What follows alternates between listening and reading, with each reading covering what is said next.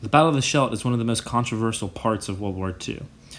Taking place in northwestern Europe, it was the mainstay of the Netherlands' liberation. It was also the result of a failure of the Market Garden operation. This was the brainchild of Eisenhower, a goal of Eisenhower. However, it was just a lackluster ideal for Montgomery. I'll be using several sources in order to examine my thesis that the campaign was a failure in some parts due to Allied inability to cooperate with one another in terms of leadership and tactics and operational integrity rather than the German stiff resistance that they saw. I will be using sources such as Forrest C. Pogue's The Supreme Command, Operational Policy, 2nd Canadian Corps, National Archives from Canada, Lance Gooden's Goddard, Canada and the Liberation of the Netherlands, Atlas Korthel's The Forgotten Battle, Overlord and the Mass Silent, Terry Cope's Cinderella Army, the Canadians in Northwestern Europe, James Moulton, Battle of Antwerp, Dennis Whitaker's Tug of War, Allied Command and the Story Behind the Battle of the Scheldt, William Hitchcock's The Bitter Road to Freedom, Mark Zuckel's On to Victory, the Canadian Liberation in the Netherlands, and John Buckley's journal article, Victory and Defeat, Perceptions of the British Army in Northwestern Europe, 1944 and 1945.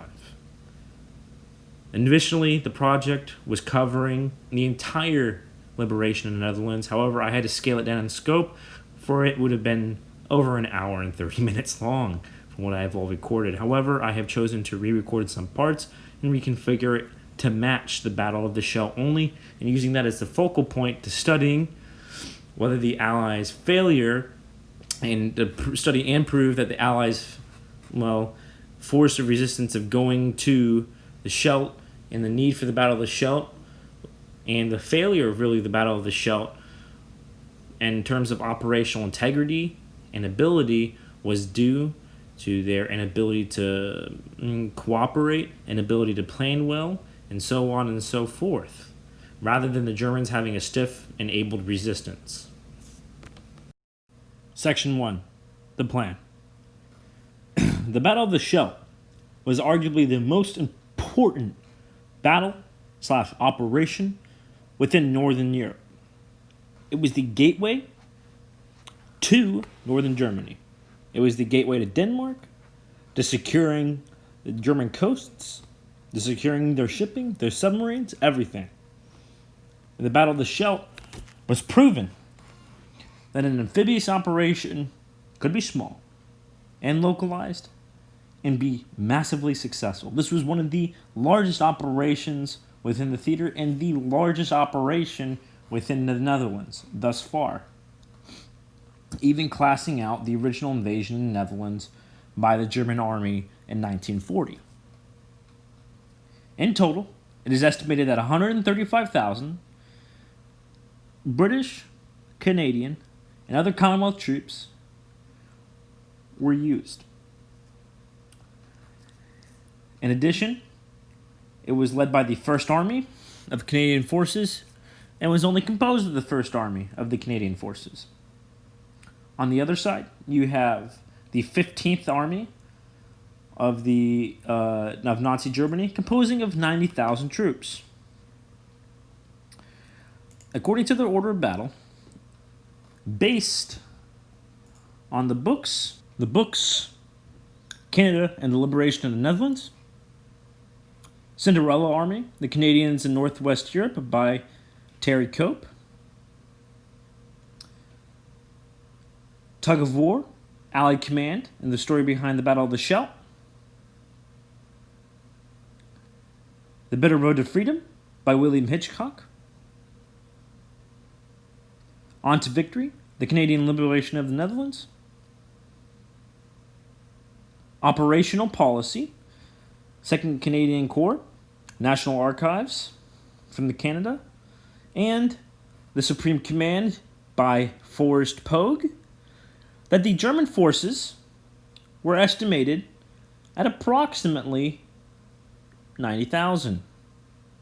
This order of battle was carried on by the 15th Army, and the order of battle was the 64th Infantry Division, 70th Static Division, 346th Infantry Division, 711th Static, 719th Coastal, 59th Infantry, 85th Infantry, 254th Infantry, 265th Infantry Division, 712th Infantry Division. Most of these divisions are actually technically reserve divisions and static divisions, which is defensive divisions and last really order of minute divisions. Most of these divisions were made up of veterans of the Eastern Front that were transitioned over. This was extremely popular even in Normandy. Before Normandy, when they were doing the reorganization of the defenses, Rommel actually organized most of his divisions down, and while they were still undermanned, they were mostly composed of tired old men, young men that were just conscripted, or veterans of the Eastern Front. So, overall, this was a pretty large conflict for such a small theater, outclassing even the first initial campaign within the Netherlands by Germany. The campaign and the plan started technically on the 12th and 13th of September in 1944 and was given under the temporary command of Lieutenant General Guy Simonds. And his first task was to clear out the Scheldt and clearing out the channel ports, which were really Calais, Dunkirk, and Boulogne. And then Montgomery just decided that the importance of Antwerp was, such that Dunkirk could not be put on the back burner, would be the best way to put it. He decided that the liberation, or I guess the importance of Antwerp, was necessary, as it was seen as one of the largest ports and a necessary port in order for the campaign. Calling back to that original need for a large port from Operation Market Garden, the initial reasoning behind it. So under the command of Lieutenant General Guy Simonds, the Canadian Corps, which was composed for mostly of this operation, even though it was the First Army, was composed of several forces, of which mixed Canadian and British. So we know from the reading that it was composed of the Polish 1st Armored, 59th, or the 49th, my apologies, and 52nd Infantry Divisions, and the British 1st Corps was also promised by Montgomery. And furthermore, Montgomery also promised the support of RAF Bomber Command in attacking the German fortifications. The U.S. Air Force was promised but not really utilized. It was mostly a British-composed operation.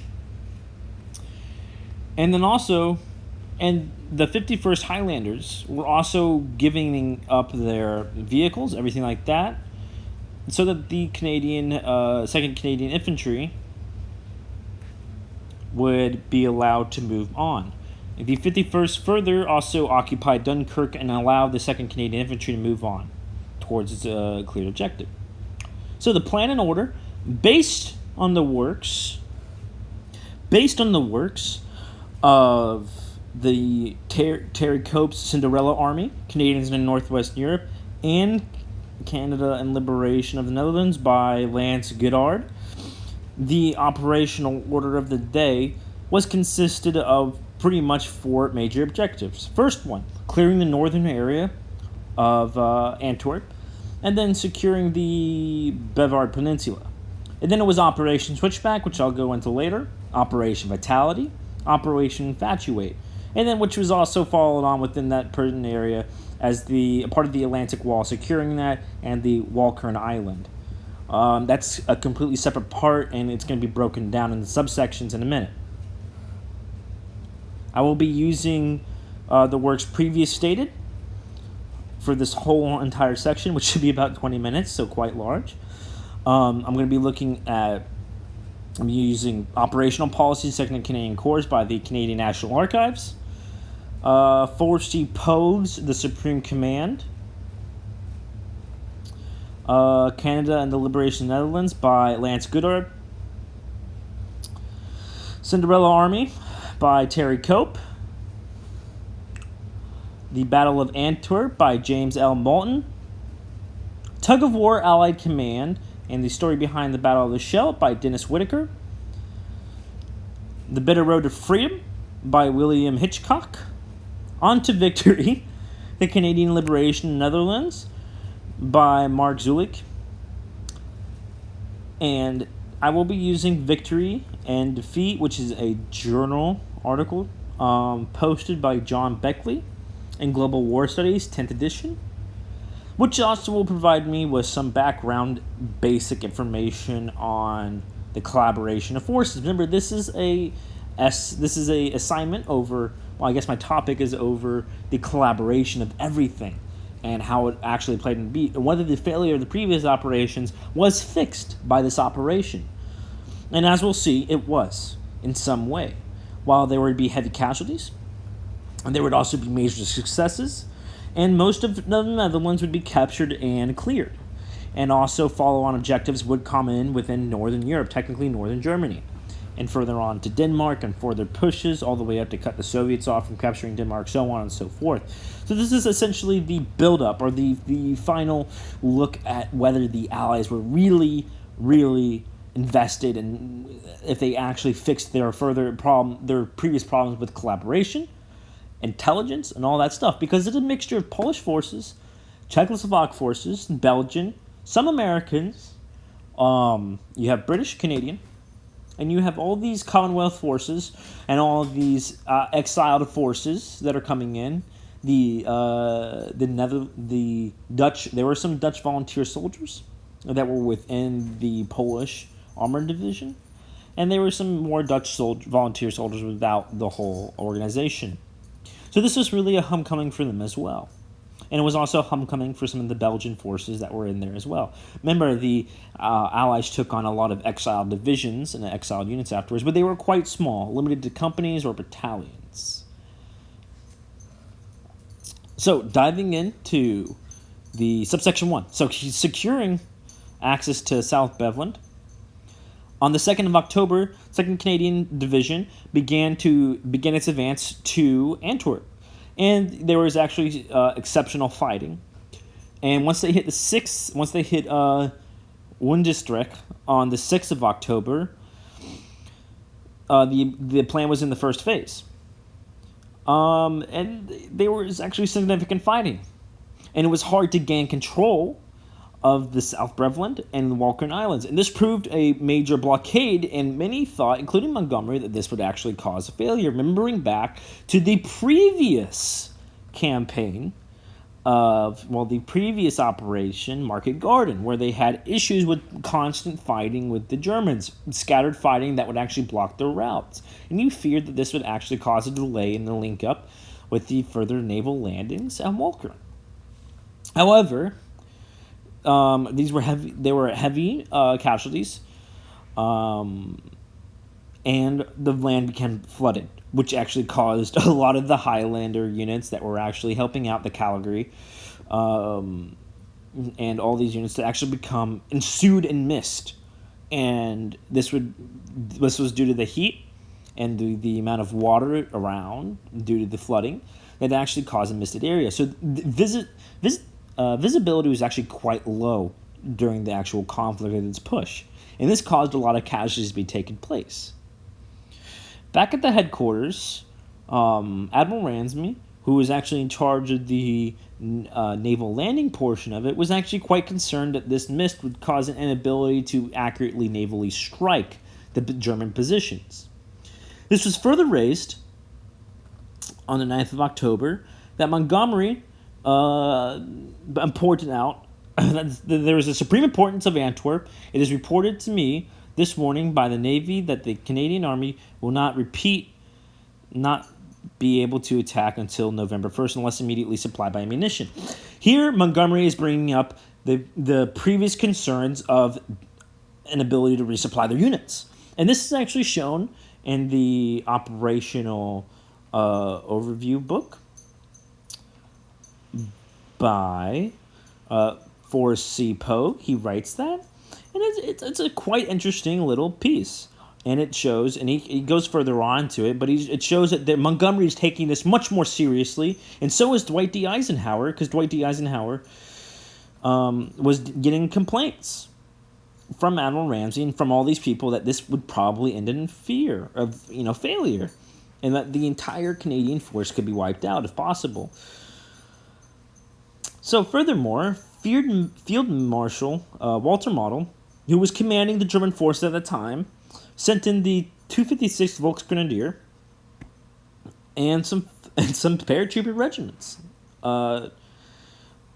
And that would actually stall out a little bit more and cause the 2nd Division to actually fall back slightly.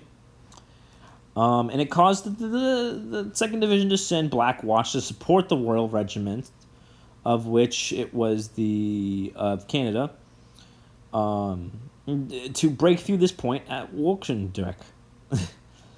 And they encountered lots of sniper fire and lots of urban combat, and this put a further hedge on the plan. So, more divisions and more units are being actually diverted to this, of which the 1st Polish and 2nd Division were fully committed to this breakthrough. And armored forces were necessary. Eventually, what is known in Black Friday, on the 13th of October, a very famous event apparently within Canadian history, as researching in the archives, that there would be the 5th Canadian Black Brigade, the Black Watch Brigade, was almost virtually wiped out in an attack to relieve this attack in force. And this caused operational instability within the integrity of the operation, whether they could actually pull through with it. Fearing again, Field Marshal Montgomery was certain that the blame actually lied with Eisenhower and his inability to really place caution on this operation. However, Eisenhower took a firm stand. And he said this will last, basically summing up what is said in the operational manual, that this will last and it'll be fine. Well, this happened with the 56th Lowland and the 52nd from the 1st Canadian Army, both being required to attack, and they've been rediverted to attack this position. And this actually caused somewhat of a breakthrough. The U.S. 104th it experienced the first battle. They were one of the new units formed and sent over. They actually experienced the first battle and began to push with the British First Corps. And so all this attack on Breveland caused a breakthrough. And thus the Walcheren landings could happen. So when you really look at this, there was a lot of situation in which... But when you look at this operation was definitely showing the previous cracks of the previous two, where there was a conflict within command, primarily between Montgomery and Eisenhower, seeing two different points of view on the objective, or initial campaign, the phase of the campaign, because this would have decided the tempo throughout the whole set of the battles, the Battle of the Scheldt, essentially. Scheldt, my apologies. And so when you really look at it, they follow on operations, Vitality, Switchback, and Infatuate 1 and 2, because there's two parts of Infatuate. They all would echo the same thing, is Montgomery kind of not being very particular, but being very understanding of the concerns that were being conveyed. He was always like this, but he's definitely taking a farther stance in this. And so when you really look at it, it wasn't the German defenses that were causing this to crumble. It was definitely that there was some issues with collaboration between the Allied leadership. So diving into the last subsection, Operation Infatuate.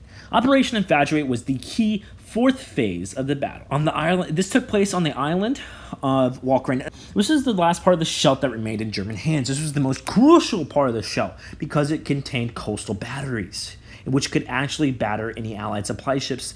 And they had heavy coastal batteries, mostly brought in from France. And they made use of them. They made them permanent coastal emplacements. And the Allies knew. Their intelligence predicted this correctly. And this is why the Allies didn't land troops within Walcheren immediately. This was the last phase. This was the save. And so, with all these other points surrounding it, the south and north secured, they could actually do a follow-on objective with multiple landing campaigns. of amphibious troops and also pushing in from North Brevlin and South Brevlin. And this would see a vicious battle where most of the troops would actually take place. Remember, 130,000 troops on the British side, or the Allied side, and 90,000 troops on the Axis side. And so this is a huge battle for such a small island. So in order to hamper the German defenses, Bomber Command obliterated the area with strategic strikes. Based in that, again, the Battle of the Scheldt book. Due to the population, there was actually a huge local population at the Scheldt. The Bomber Command obliterated the dams there, the dikes that were holding back the water, and it flooded and killed hundreds of civilians. And this is something that is actually super controversial within today. It's something that if you go onto YouTube and you look up the liberation of Netherlands, I totally forgot the guy's name. He's a very famous Netherlands YouTuber, a Dutch YouTuber, and he talks about this as being like one of the most controversial parts of the liberation of Netherlands, because a lot more people died in the liberation of the Netherlands that were Dutch civilians than the actual German invasion. Even though, when you look at it, the Germans did bomb them and stuff like that, and 180 people died from the bombardment and the resulting flooding, and this caused issues post-war. But further on, the operation took place on the 7th of October. The dikes were destroyed, and it flushed out, and then also the northern dikes at Veer were also destroyed, and the island's defenses were hampered by the combination of that and some actually bad weather, which is pretty common for this theater, which is weird. Anyways, so they had 3 attacks, routes of attack. They could talk across the Slodem Causeway, which is from the north, which is to the east. It's up towards the northern Brevlin, and then you have on October, and then you have the across the Scheldt from the south, and that's where you have the South Brevlin, and that's where you get this small bridge, and then by the sea from the west. And so when you really look at it, you have multiple crossing points 3 ways, and you have a naval invasion, you have a causeway crossing, which is very dangerous because it requires parts of naval invasion or naval landings, and then you have a bridge assault, which is exceptionally dangerous, as we've seen. And so a lot of forces were called into this: the Royal Marines, the 52nd, all these forces that were previously engaged, and the Royal Marines were called on to the naval invasion part, and they haven't been in combat since D-Day. They were actually part of D-Day as a small force. So the Royal Marines were called in as the initial force. And so the first battle that would actually take place is the Battle of Walker and Causeway. The Battle of the Causeway, one of the most dangerous parts. And this is actually a controversy exists around this whole thing, and this is actually discussed in almost every single source, exceptionally within Dennis Whitaker's and the Cinderella Army and Canadian Liberation of Netherlands, is this race with the second division for the 1st Regiment to actually take the island first, to take the causeway. And actually this wanting to win the race between these Canadian forces and British forces and Belgian and all of that actually caused the failure of the initial taking of this on the October 31st. They could not take it. They just raced too fast, and they were too reckless, and they actually lost a lot of troops. And this would be called the Maple Leaf Route, and something that's very controversial. And so, this would take a while to break. And so there you go. You have previous problems being brought up, where they were competing with one another. These leaders, compete with, I want to be the first on land or something like that. Very stupid competitions for battle, which wasted men's lives and actually destroyed the objectives. And it would just not succeed. And it would actually cause issues. And it's something that you've seen in the previous 2 operations. And it's something that you're seeing in this operation. And it's just not good. So basically, they start their attack. And General Fawkes ordered General Huckle Smith, who was in charge of the 52nd Division to attack it in a frontal assault, and this would actually cause them to retreat onto the causeway. The German forces would actually retreat onto the causeway, giving them a little bit more of an advantage defensively, as they could not destroy the causeway, as this was only a way across. And then instead of launching this attack, they actually linked up with. They actually ordered Fox that was and Halkel Smith to outflank the Germans by landing at Cameroonian Regiment at Neuendorp, 2 miles south of the causeway on the island. Yes, and so this actually surprised the Germans and was able to successfully do it. However, there was issues because the port was sabotaged and destroyed, and so and then they had to actually issues with fuel and stuff like that. These supplies were necessary to continue on this mission, and it led to a lag. Excuse me. It led to a lag of landings, and actually ended up on the 31st of November because they wanted to launch it and get it on the 31st of October. That's when they wanted the landings to happen and this crossing to happen, but it actually lagged by a day, which, some people say that's not a lot. However, that is an exceptional amount of time. That's 24 hours. They were actually going on to the November 2nd by the time they ended these November landings. And really, the landing should end on the same day that you get the operation started, and it's very, very controversial in this aspect. So, moving on, Operation Infatuate 1. The first part of this operation would actually be very brisk, very quickly. And this was the ferrying of the number 4 commandos in the 155th Infantry Brigade to Breskins. From Breskins to actually assault the beach codenamed Uncle Beach. And the Canadians were actually supporting these troops with their previously established artillery units from that causeway. And they were able to engage and successfully destroy the German defenses. And they were able to capture the headquarters for the German Army, 119th Regiment, which was Hotel Britannia, which is ironic because it used to be British tourist hotel before the war. And they actually engaged in some exceptionally urban combat. And some people say, including Whitaker and including Hitchcock and Mark Zulik, in his book On to Victory, the Canadian Liberation of the Netherlands, he would say that this would actually be spectacular, worth fighting. It's spectacular fighting and worthy of an action film.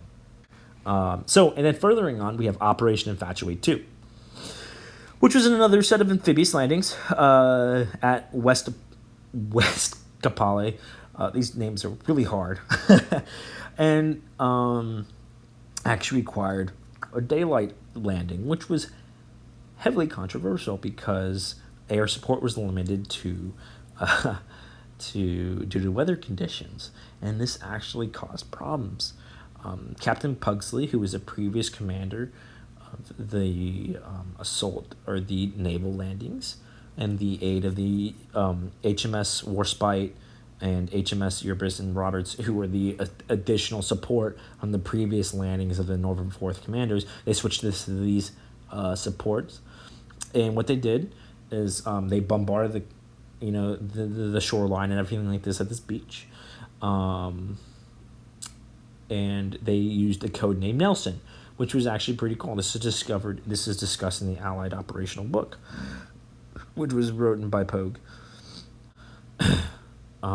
And the Germans had a component of technological advantage over the British in this theater. They had coastal artillery guns that were actually guided somehow by radar, and they actually lost about 9 landing craft, and 11 were actually badly damaged, and some more of the Royal Navy were actually hit. One of the monitors was pretty badly damaged as well. And then you had troops of the 4th Special Service Brigade. It was comprised of the 41st, 47th, and 48th Marine Commandos, and 10th Inter-Allied Commandos, which were pretty much just like exiled troops, Norwegians, Danes, and Belgians, essentially. And with special super cool armored vehicles, which were like armored bulldozers and stuff like that for actually clearing out these objectives and these defenses, which is pretty cool. And they were supported by engineer units from the 79th Armored Division. And so they actually took on and bombarded the place, and Royal Marines hit the shore at the command of Nelson. And they actually linked up pretty quickly. This battle took a while. It was not simple. Because you remember, this started on the 1st of November, and they did not start removing the German mines. They did not actually completed the mine sweeping, which is hilarious considering all these naval assets, until the 28th of November, a little bit after the operation. And on November the 4th, actually, Admiral Ramsey ordered the minesweepers to start working on these mines and everything like that, which is, ironic, considering that they started the operation on the 1st and the 2nd and these naval landings.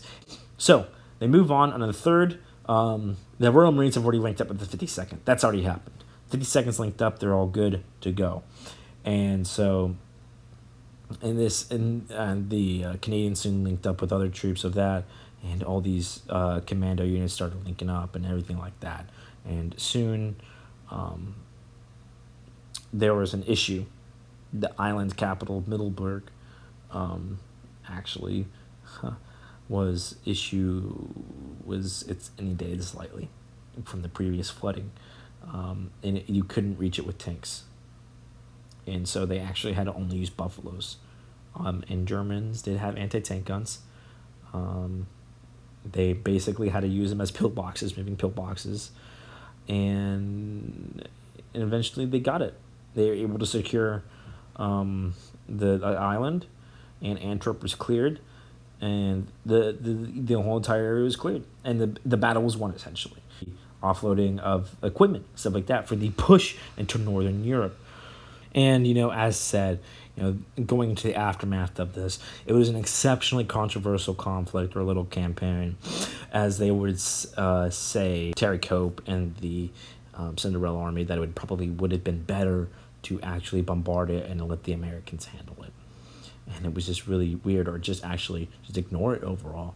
And somebody says, I believe he actually pointed out that it was, Charles B. McDonald called this immediate taking of the Scheldt as one of the greatest tactical mistakes of the war, because of the failure of Allied operations in Market Garden. They could have taken the Scheldt earlier and aided this supply clearing, because remember, Battle of the Scheldt was ended essentially on the 28th, and Operation Market Garden started way before that, and it was just this huge lag time. And when you look at it, November 28th, it's close to December. It's close to where Montgomery wanted to end this conflict, and they were nowhere near the German border at this time. They were still a couple miles away from the German border, and even away from one of the most important German cities in the north. And so, and they've already actually started at this point, because they got so tied with it, they already actually started trying to break through and pierce the Siegfried line. So it didn't even matter at the end, but they still got their port. Even though it was badly damaged, they still got it. And this allowed them to actually offload tons of supplies. So when you really look at it, a lot of people blamed Montgomery for not taking care of this operation. They blamed it for him not caring at all about how it was cleared, how the objectives were secured. And it was actually Eisenhower, according to Whitaker, that wanted to take port. It was one pushing for this, really. And so, and it was Montgomery was kind of just at the whims of Eisenhower, and this created issues. And just overall, this was causing issues, especially when Montgomery halted the 30th Corps in its aid of the Scheldt. And it definitely provided some conflict. And so when you really look at this overall, was the Scheldt, was their problems fixed? No, in some ways, problems weren't fixed, but even today we have operational integrity failure. So I just like kick it over that. Sorry to say, um, but overall, it was a bloody uphill battle for Canadians, and they definitely earned. I mean, they earned their stripes in other conflicts, but this is definitely the theater they earned their stripes in World War II. They definitely bled a lot for this, and they captured about 42,000. I think was the estimate from Whitaker. They captured about 42,000 Germans, which is exceptional. And they captured several tanks, so they were taking them out of the war effort essentially. And this even though actually the failure and the causes, the biggest part of the failure and controversy was actually letting the 15th German Army, some elements of it, escape. And even Kurt Student was allowed to escape. And allowing Kurt Student to actually set up that earlier defense that actually caused the Canadians to break on them and fail slightly. That was seen as an issue that Montgomery caused. A lot of people actually blamed Horrocks, but Horrocks, sorry, for this earlier failure. But eventually they said no, it was definitely Montgomery, and it was Eisenhower's pushing most for this campaign. And overall, they win. And it was just a decisive little battle. It was overall just a good stepping stone for them to push into Northern Europe.